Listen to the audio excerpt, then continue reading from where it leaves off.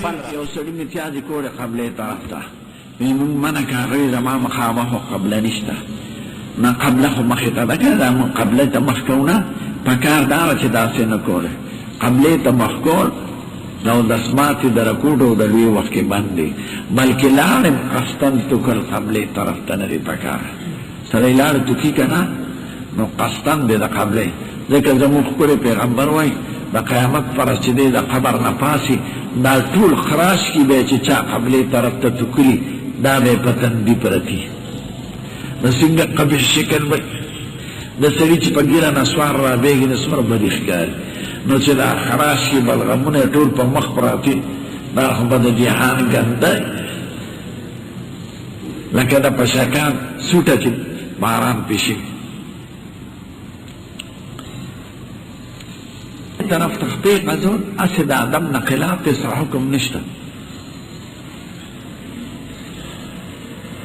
قرآن شریف تشاکون که دست پکاوی دا پاری خودنا خو که روانی چرتا زین و خیر دیں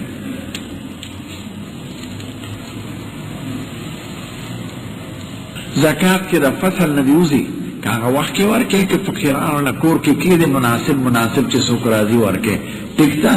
خو ورکول ضروری دی باغ وقت په یو ځل ورکول ضروري نه دی که کور یې دی فقیران نازي او غیلی ورکړي ګوډ سړی که په یو خپل درېدی شي یا د لاټۍ په ځو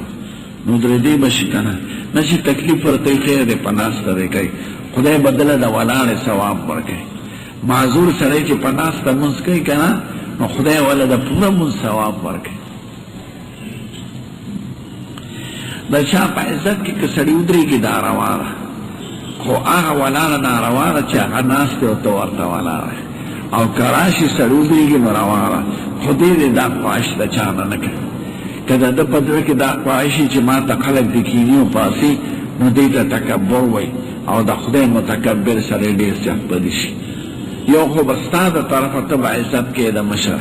او یو د مشر خواهش وي چې زما د خلک عزت کوي ستا هغه عبادت دی او د هغه هغه ګناه ده چې د خلقو نه دا امید لري چې ما ته دې کیني وپاسي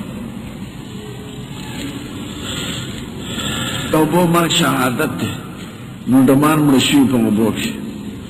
نو مرګ خو د اوبو شهادت دی یقینا کېدای شي چې خدای ورسره احسان وکړي هر سړی ګناهګار دی ورته ګناه نه سو په چا بد ګمان مه کوئ امید دی چې خدای وبخي خدای دې وبخي مسلمانان خو دي که یو سړی بار ملک ته تلوان ته جنګ وشو او د کور خلق وایي چې زموږ سړی پکې مړ دی یقین یې راغی ښځې به یې دویم واده وکړه خو درې څلور کاله پس هغه سړی راغی جم دی نو دا به څه چل کوي دا دویمه نکاح فورا ختم شو دا ښځه د ړومبي خاوند ده او که اولاد یې د دې دویم خاوند نه راوړي اما دویم خاوند سره شي او ښځه د ړومبي سړي ده دویمه نکاح ختم شو په خپله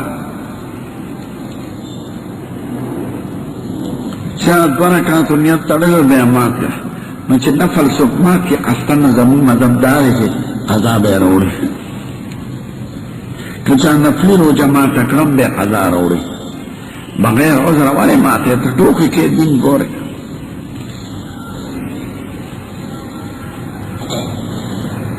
دو رکعاتونو دا ترتیب کې دي د سورتونو دا په هرو دو رکعاتونو کې دی یا څلورو کې او که دې کې د وروستي رکعاتونه سورتونه وي په وروستو دو رکعاتونو کې دي مخکې وي نو خیر دی په مانځه کې په یو لمونځ کې به د هغې ترتیب خیال ساتي د بل لمونځ سره ترتیب ضروري نه دی که هغه وروستو رکعاتونو کې مخکې سورتونه وي نو خیر دی خو په یو لمونځ کې هغه رکعاتونو ترتیب به د هغې مطابق ساتي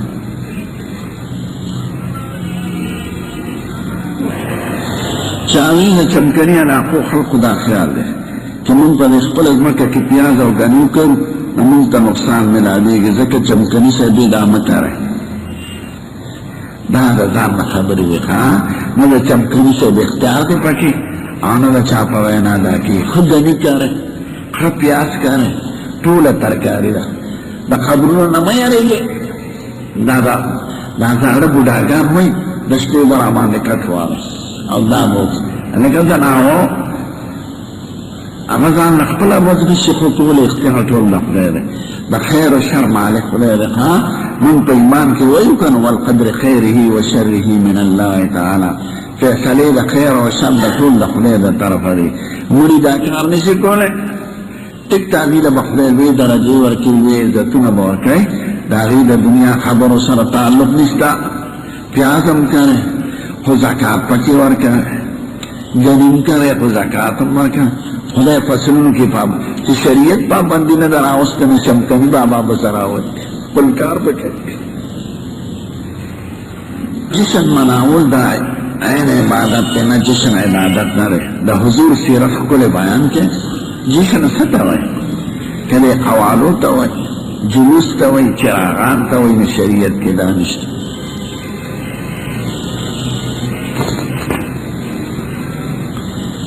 څوک مني کشف یو ژوندي شی دی ګماني سړي ته په زړه کې دا راشي چې دا د دې ښځې امید دی خو دا هلک دی پکې بعد سړي ته ملو شي خو دا یقیني خبرې نه دي نه به پرې عقیده لري ګماني خبرې دي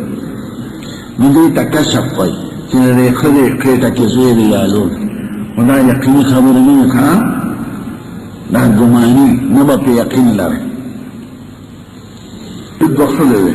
چا سره یې جګړه شوه نو که دا ما کار کړي نو په ما د ښځه داسې نو کومه به یادوي نو د ده نیت له اعتبار دی چې کومه یادوي که دواړه یادې کړي دواړه طلاق شي که یو یادوي نو یو طلاق ده خو په یو طلاق باندې ښځه ګورې جدا کېږي نه بغیر نکاح ورسره په موده کې عدت موده کې رجوع کولی شي درو میاشتو تقریبا کې او که درو میاشتو کې رجوع نه کړه نو ښځه جدا شو بیا به نکاح تړي کوئی د تعلیم یا د بیمانه په بانه تلي امریکې او لندن ته هلته بیا کار کوي تنخیه ارامه ده که نه تنخیه ارامه نه ده خو دروغ ویل شریعت کې نه دی دروغ هېچا سره ښه نه دی نه کافر سره نه مسلمان کوډ شته او که نه او کوډ شته سحر شته ساحران شته خو سحر کار کول کفر دی